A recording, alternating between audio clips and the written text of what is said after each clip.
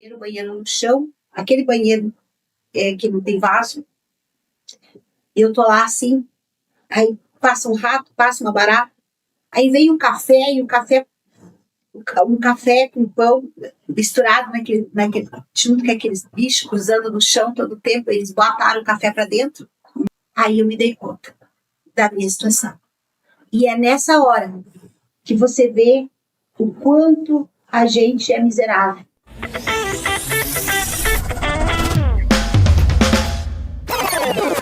As páginas que você vai ler não são histórias inventadas, são fragmentos reais da vida dela, marcada pela injustiça, pela humilhação e pelo abandono. Esse é o livro Diário de uma Pena, Maria Odila. Ela está aqui conosco. Maria, que história é essa? Lanes, Diário de uma Pena, ele são fragmentos que eu escrevi dentro do cárcere, na prisão. Era uma forma que eu tinha de sobrevivência. Eu chego ali, me deparo com tudo aquilo, é um outro mundo. Enquanto eu e você estamos aqui, existe lá dentro acontecendo uma outra vida. Tem pessoas agora, nesse horário mais ou menos, eles devem estar indo para o pátio, às 17 horas volta, tem a janta, vai dormir, tem aquele que ora, tem aquele que usa droga, tem aquele que... acontece de tudo, é uma outra vida. Tem o médico, tem o atendimento com a psicóloga. Então, eu precisava vencer esse tempo. E eu comecei a escrever. Eu escrevia o dia a dia. Ele foi escrito a punho. A punho. A gente tem os manuscritos para ninguém dizer que não é verdade. 14/11/2006, era uma terça-feira. Acordei cedo.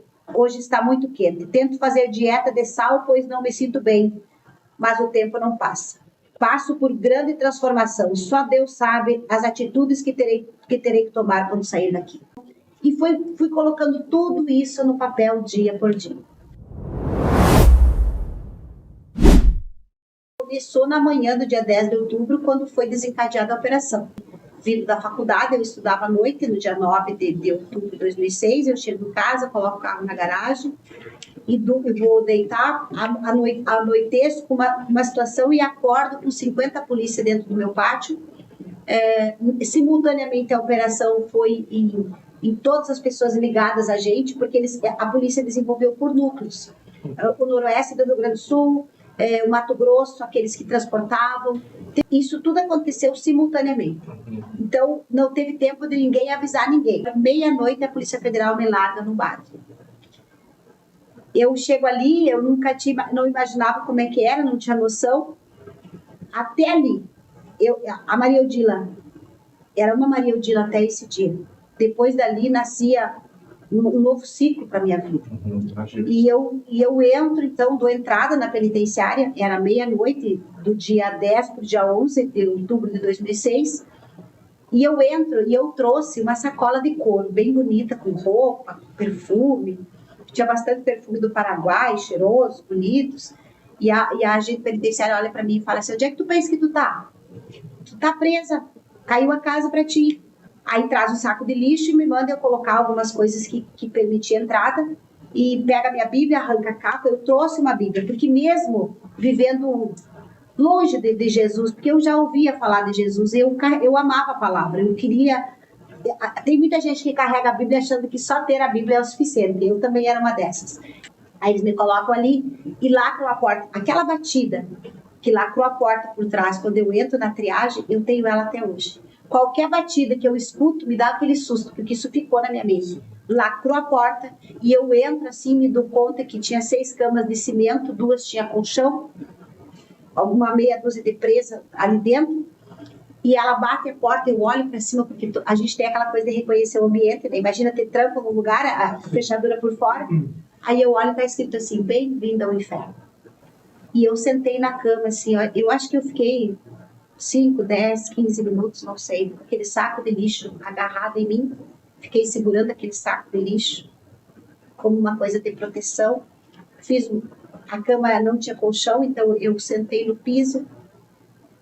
E é uma coisa muito incrível. Até hoje, quando eu tenho um momento de dificuldade, se eu tenho uma dificuldade na minha vida ainda, eu vou para um canto e ainda me encolho em posição fetal. que eu nunca tinha feito isso. Eu acho que eu tenho isso daqueles dias que eu vivi ali, que era uma coisa de proteção. Sim. E eu fiquei ali por um tempo, tinha uma menina muito doente, com tuberculose do lado, ela me contou a história. E ali todo mundo quer contar a sua história. Mas você, dentro daquele ambiente, você foi acolhida pelas outras operações? Eu fui acolhida porque elas me disseram assim para mim, não se preocupa, isso vai passar. Amanhã tu vai estar melhor. E eu fiquei sentada por um tempo e uma menina falou assim para mim, na cama que tinha colchão, tu quer dormir comigo? Aí eu, do jeito que eu tava, eu peguei o saco, agarrado naquele saco, me deitei, porque tu ouve muita história, né? Que vão te tomar tua roupa, vão te tomar teu dinheiro, vão fazer isso contigo, vão te bater. Então eu me protegi, deitei, eu apaguei. Eu apaguei devido à canseira do dia. Quando eu acordei pela manhã, virada para a parede, aquela parede cheia de escrito. E eu pensei, eu tô presa. O banheiro no chão, aquele banheiro que não tem vaso. Eu tô lá assim, aí passa um rato, passa uma barata, aí vem um café, e um café com pão misturado junto com aqueles bichos cruzando no chão todo o tempo. Eles botaram o café para dentro, eu não me lembro se era uma térmica, o que era. Aí eu me dei conta da minha situação. E é nessa hora que você vê o quanto a gente é miserável. E essa é a maior prova de que o crime não leva ninguém a nada, porque eu tinha tudo e eu estava ali sem nada. Tudo que eu tinha, da noite para o dia, virou fumaça. A polícia levou embora, a polícia prendeu, a polícia arrestou. Eu perdi muito peso. Os primeiros 10 dias, 12, 15 dias ali, eu perdi 12 quilos. Mas eu fiquei 2 anos fechada, 1 ano e quase 2 anos no fechado, e depois eu fui para o semiaberto. E aí eu começo a escrever um diário, depois a gente vai falar do livro. Eu começo a escrever um diário porque um dia eu estava muito mal. Eu acho que era lá por novembro, e eles me tiraram da cela, tinha perdido muito peso. E eu fui falar com a psicóloga, e ela conversou comigo, e ela me indicou a biblioteca da penitenciária. E eu começo todas as quinta-feiras a buscar material, livros, e trago para a cela para me ler. Tem informação que você leu mais de 93 livros durante o tempo de prisão. Dia 22 de dezembro, eu falo com a minha filha à tarde, depois eu falei com a minha mãe, falei com meu pai. O Natal, a época natalina, te deixa muito sensível. Sim, todos nós, né? E eu não conseguia dormir, eu levantei, eu peguei a Bíblia, peguei um cobertor velho que eu usava para fazer, e sentei no saguão, a cadeia estava em silêncio. Isso era de madrugada. E eu nunca tinha chorado. Eu não tinha chorado desde que eu tinha chegado ali. Eu criei uma resistência. Mas naquele dia, eu começo a orar e começo a falar com Deus, começo a ver a minha situação. E algo muito forte tocou no meu coração. Sabe quando tu te vê na miséria? Eu não sei se tu um dia te sentiu assim, que o mundo acabou para ti, que tu não tem ninguém. Assim eu me senti naquele momento. E eu disse para o Senhor Jesus, Senhor, se tu existe, eu sei que tu existe. Eu quero que tu entre na minha vida agora. Eu quero fazer aquele voto de confissão que os pastores falam quando estão pregando. Eu quero te aceitar como único e suficiente Salvador da minha alma. E eu quero te fazer um pedido. Que tu cuide da minha filha que está lá fora. E se eu conseguir sobreviver, porque eu não sabia quanto tempo eu ainda ia ter. Se eu conseguir sobreviver nisso e o que eu tenho pela frente, Jesus, eu vou te servir todos os dias da minha vida enquanto eu viver. E hoje eu estar aqui testemunhando, estar onde eu estou e viajando e contando que Jesus fez na minha vida, faz parte dessa promessa. E eu senti o Espírito Santo chegar. E ele me abraçou. E eu vou te dizer para ti assim, que aquele dia a minha pena terminou. Porque tudo que eu vivi depois daquele dia foi a certeza que um dia aquilo ia passar, que dias melhores iam vir e que o Senhor ia cumprir a promessa que Ele tinha me feito. –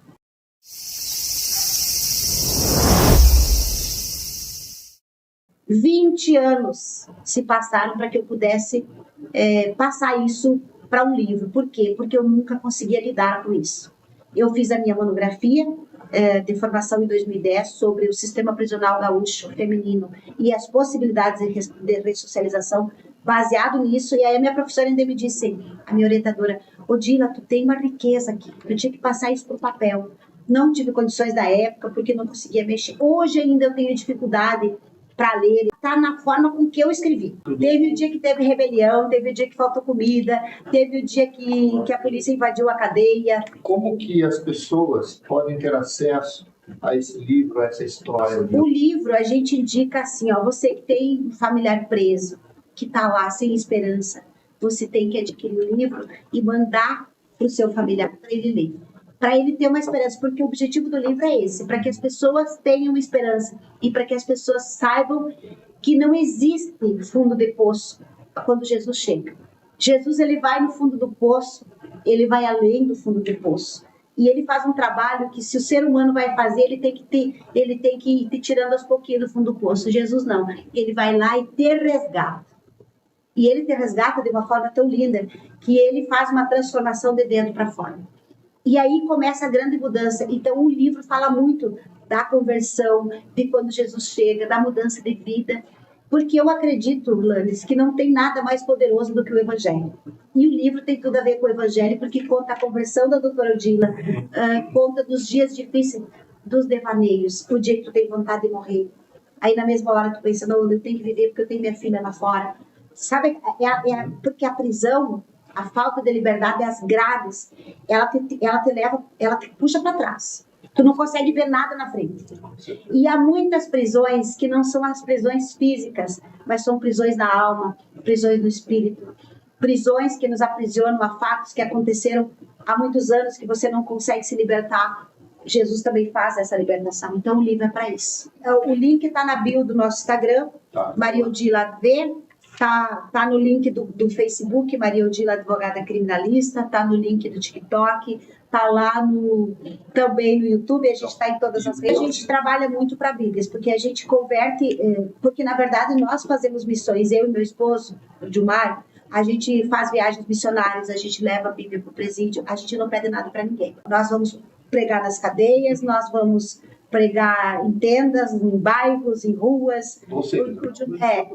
Então, na verdade, a gente não cobra para ministrar, a gente pede a nossa despesa e uma oferta que fica a cargo da igreja, às vezes a gente ganha alguma coisa, às vezes a gente não ganha nada. Então, tudo que a gente arrecada com o livro, com as ministrações, quando a gente é abençoado, é revertido para a própria obra.